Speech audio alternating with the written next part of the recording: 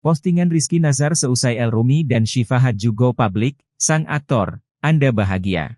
Usai potret kemesraan Syifa Hadju dan El-Rumi kini beredar di media sosial, Rizky Nazar mendadak tulis soal belajar menikmati kebersamaan. Menjadi dewasa berarti menyadari bahwa Anda lebih menyukai kehidupan yang tenang. Anda tidak mengejar persahabatan atau hubungan, tulis kutipan yang diunggah Rizky Nazar, dikutip tribunnews.com, Rabu, 31 Juli 2024. Anda bahagia dengan sedikit teman yang dimiliki, tidak ada drama, hanya berusaha menjadi versi terbaik dari diri Anda, lanjut kutipan tersebut. Tidak membandingkan hidup Anda dengan orang lain dan belajar menikmati kebersamaan dengan diri sendiri daripada sendirian, mengandalkan orang lain untuk bahagia, tulis kutipan itu.